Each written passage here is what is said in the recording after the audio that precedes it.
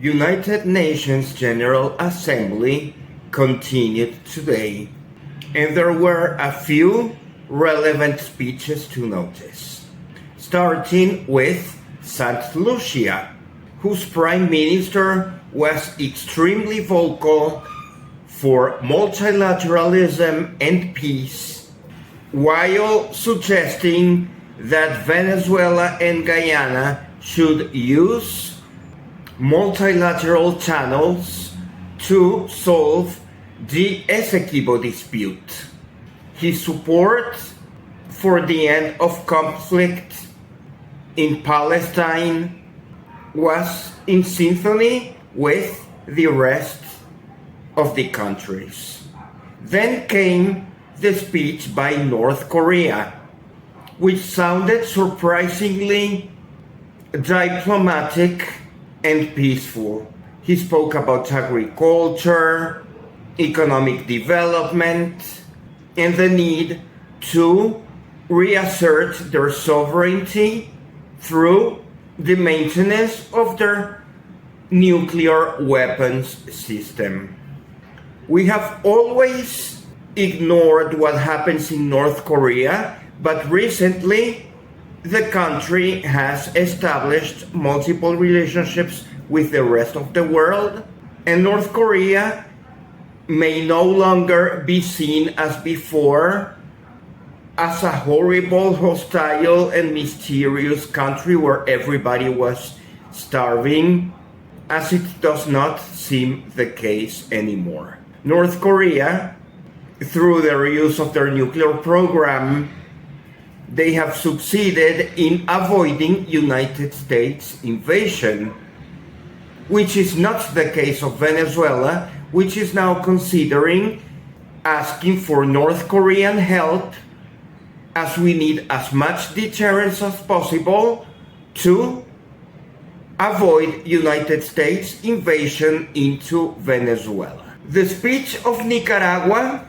reaffirmed absolute solidarity with Cuba and Venezuela as regions that support alternative methods of dealing with their domestic issues, which is often not liked by the United States and which are always cluttered with sanctions. That was also a topic addressed by North Korea. And we also heard the speech of the representative of Nepal, which seems to come from the previous Nepal administration, as we have not heard of any changes in the representation of Nepal in the United Nations. And however, he sounded happy with the first woman president they have right now in Nepal, and he is promising that new leadership will be elected soon. He was especially interested in addressing climate change issues, as glaciers in the Himalaya mountains show signs of melting.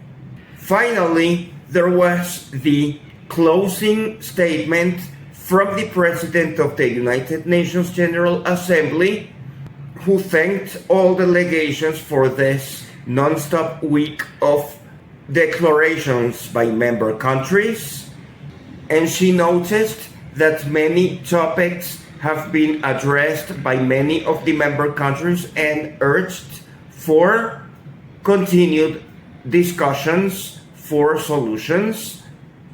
She also stated that the abundance of topics pronounced by many delegations was a proof that the United Nations still has use, but it must be strengthened. That was also a key point by the Prime Minister of St. Lucia. A sour tone from the United Nations General Assembly President, however, came in her warning to the United States that in order for New York to continue being headquarters of United Nations General Assembly next year, it is necessary that the United States provides visas to all delegations, which did not happen this time as the Palestine representation was not permitted to address the assembly in person.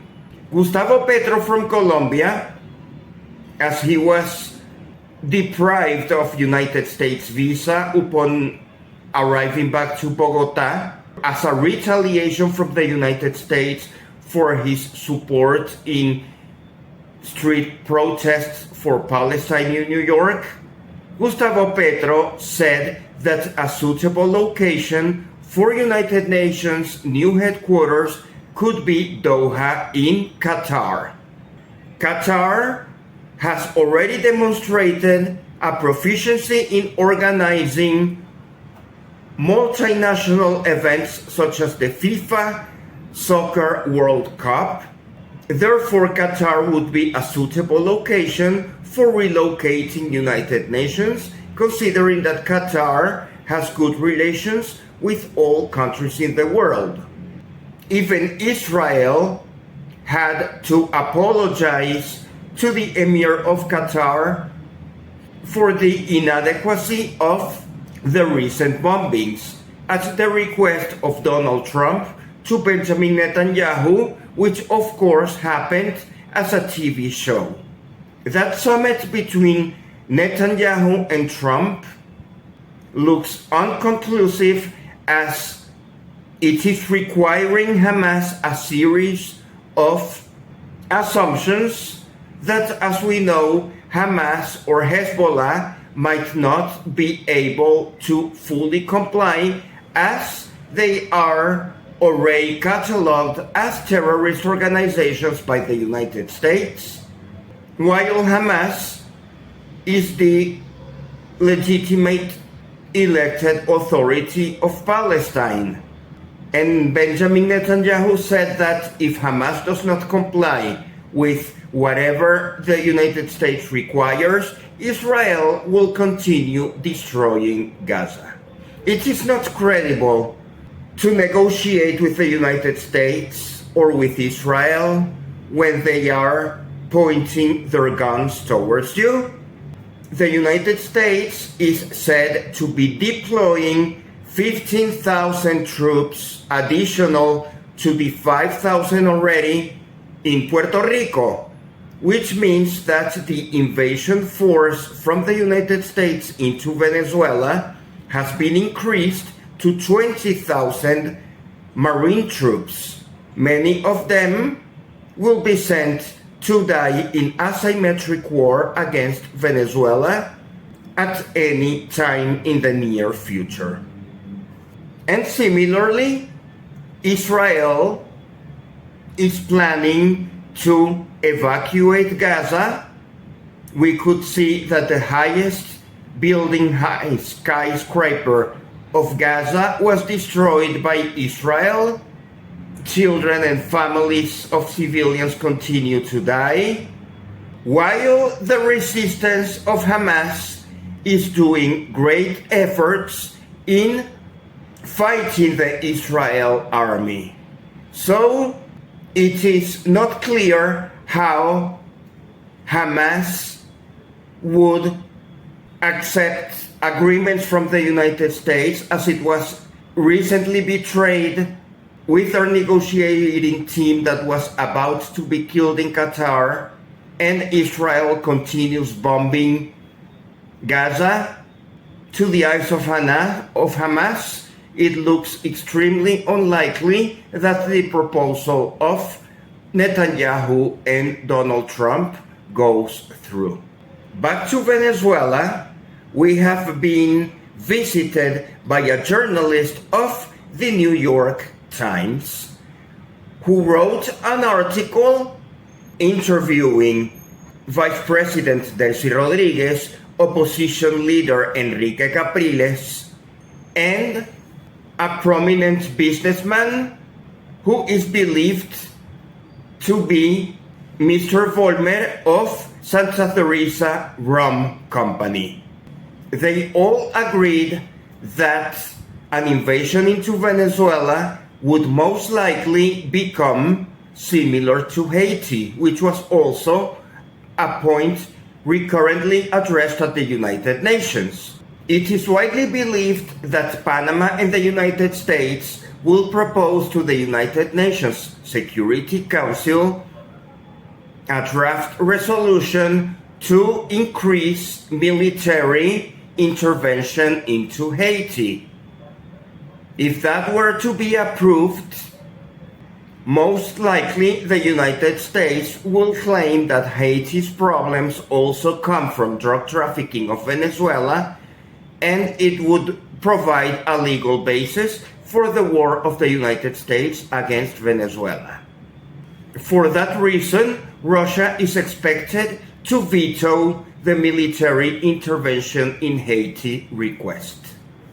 The article in the New York Times also interviewed regular Venezuelan citizens who were spotted on the recent government-oriented activities for militias and preparation for asymmetric war. Citizens of Venezuela stressed out that they would like domestic changes in Venezuelan politics and economics, but they do not wish to be invaded by United States military forces. While public opinion in the United States continues strongly against foreign wars anywhere, as they would prefer to honor the Make America Great Again first.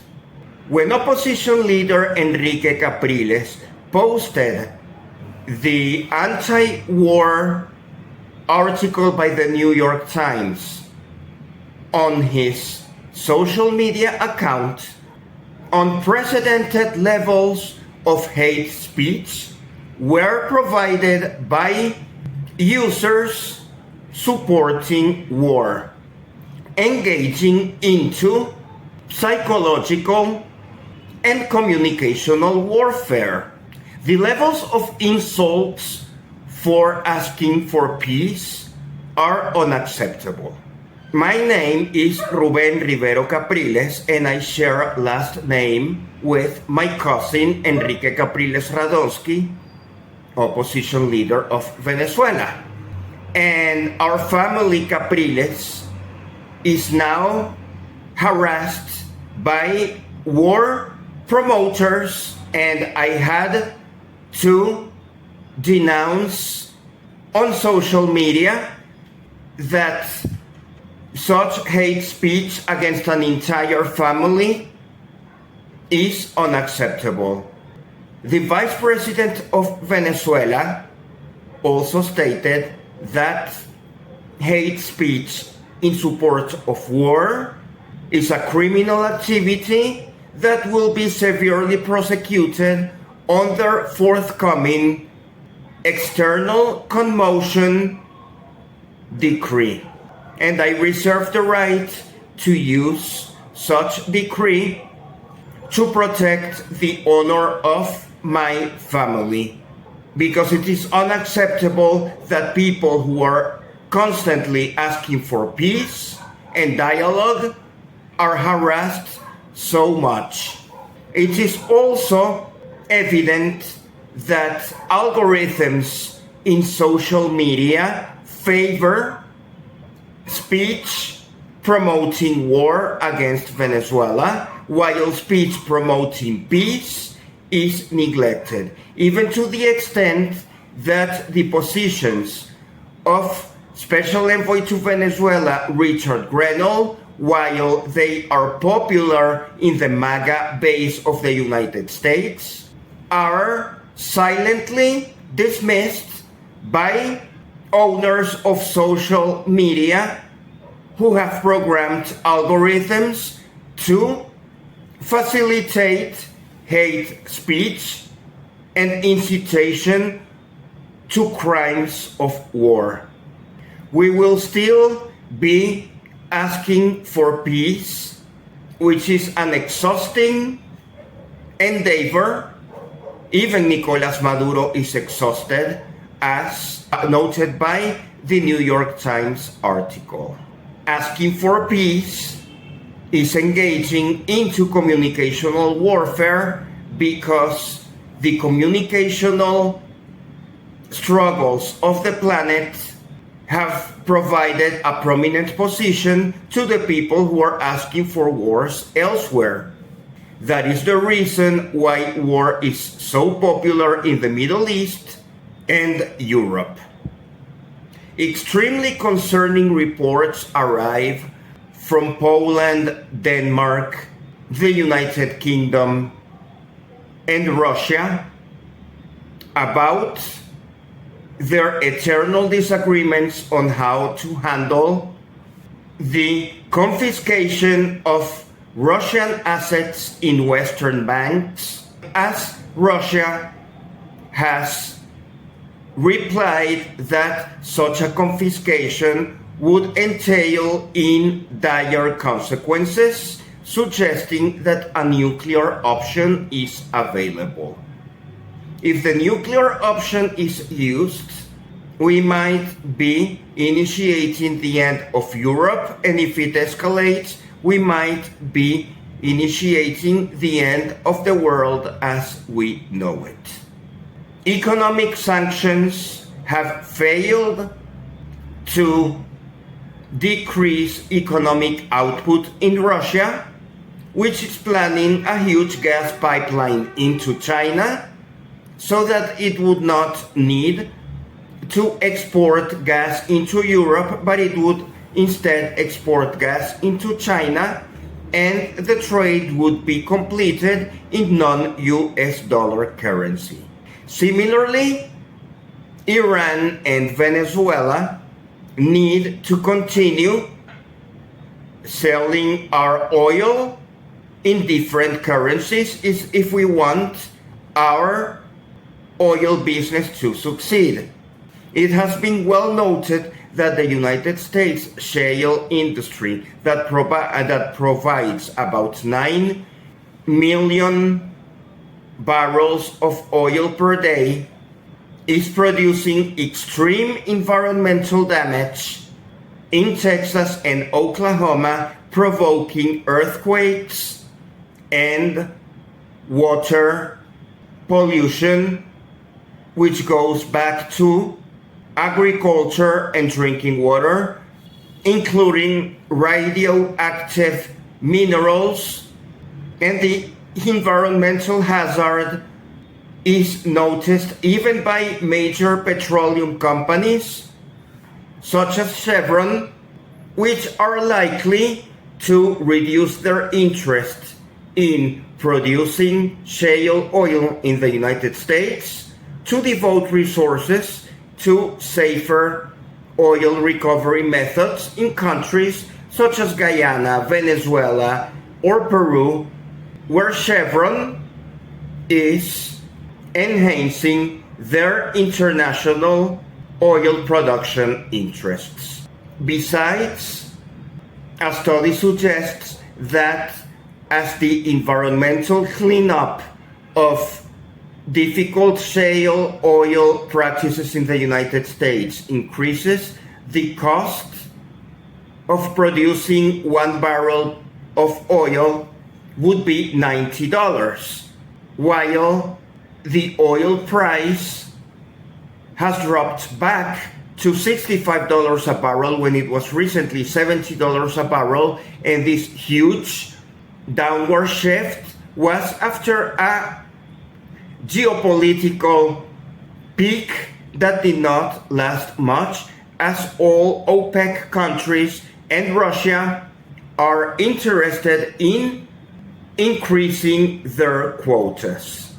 And this situation is expected to continue because as Venezuela recovers its oil production capabilities, it will also require higher quotas as well. So the OPEC supply looks plentiful.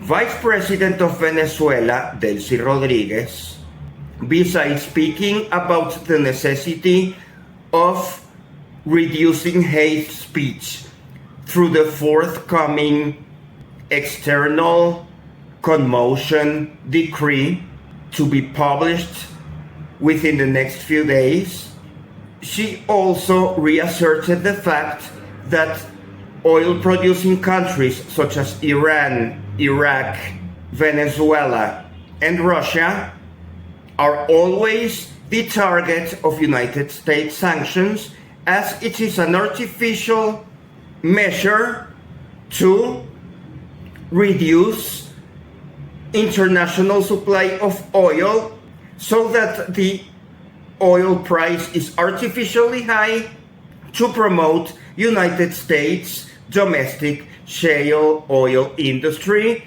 which is extremely harmful to the environment. There are reports that in Bachaquero, Zulia State, earlier today, there was another earthquake. That area is very close to the new Chinese floating facility that pumps water and air into the ground and might be producing the recent earthquakes we have been seeing in Venezuela.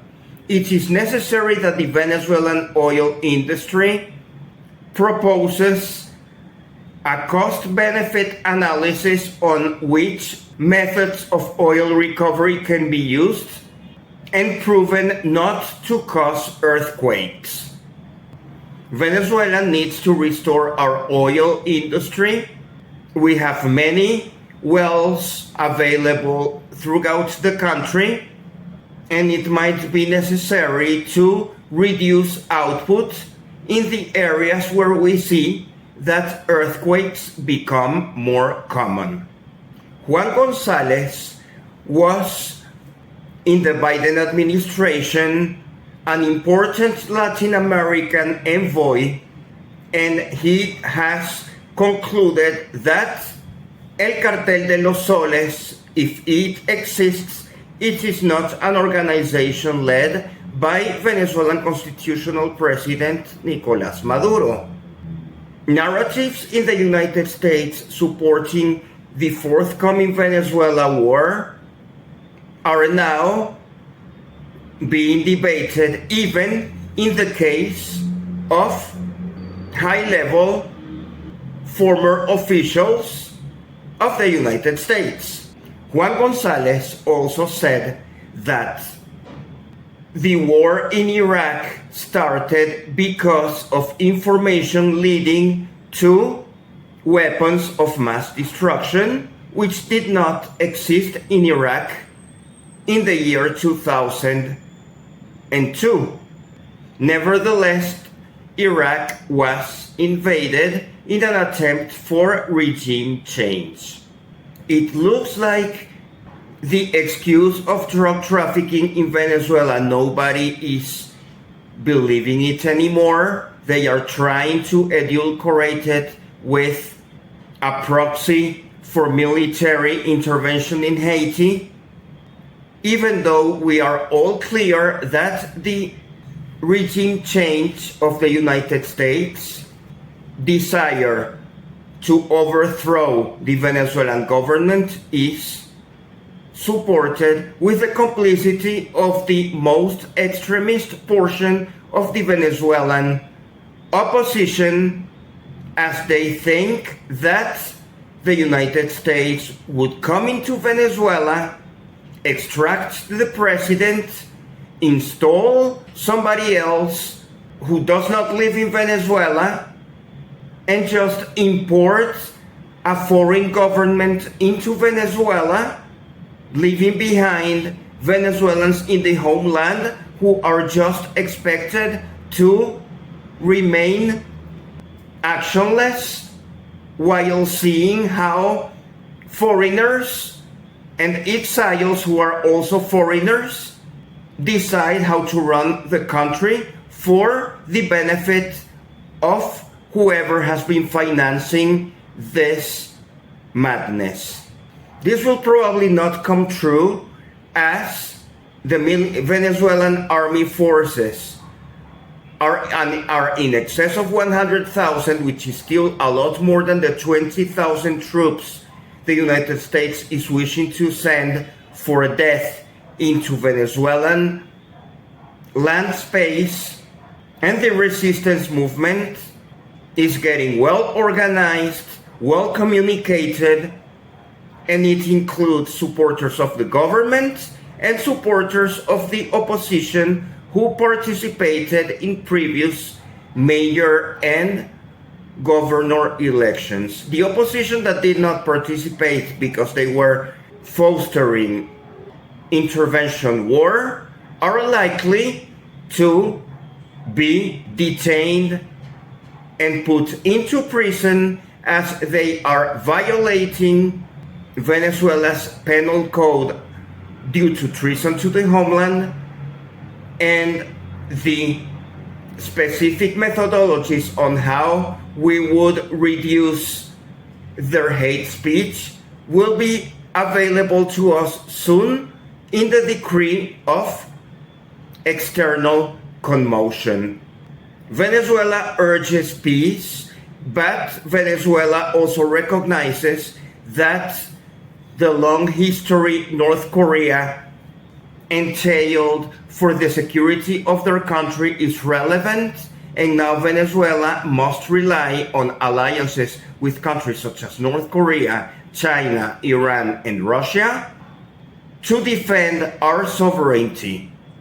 United States recently is speaking about security in the Western Hemisphere. Security in the Western Hemisphere should be reassessed as security of the United States and security of the Caribbean and South America as separate, because the security of the United States is offensive and the security of Latin America and the Caribbean is defensive. And both kinds of securities will have to respect their own spheres of influence. A major ideological fight will continue in Puerto Rico, whose independence movement continues gaining ground. Puerto Ricans are extremely sick of the invasion of military personnel, and that protest will likely increase as 15,000 troops have just popped into Puerto Rico with no positive effect into the economy and promoting hatred from Latin America, who does not want a foreign invasion through Venezuela. Puerto Rico bases that were shut down have been recently reopened, and ordinary Puerto Ricans must be helped in their plight to finally become independent and join CARICOM and CELAC as a peaceful and valued member of the Caribbean and Latin American community.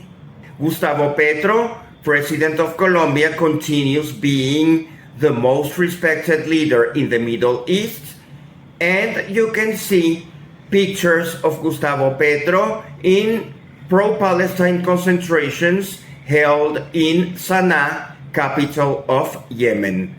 Gustavo Petro has been invited by the Arab Republic of Egypt for the inauguration of the Egyptian Great Museum, which will feature historical jewels of ancient pharaonic Egypt. It is extremely important that Gustavo Petro continues honoring Latin America with his peace Salvation Army movements for the Middle East and Palestine, as the union of Arab and Latin American countries will be a groundstone for international security, as both the Middle East and the Caribbean learn how to use their oil production to the benefit of our own security rather than yielding to any extravagant wish promoted by United States unfair trade practices, which are often a violation of international law. We need to respect international law. We need to abide by the Charter of the United Nations, and we count on United Nations methodological address of all suggestions made by presidents, prime ministers who were recently present in New York General Assembly.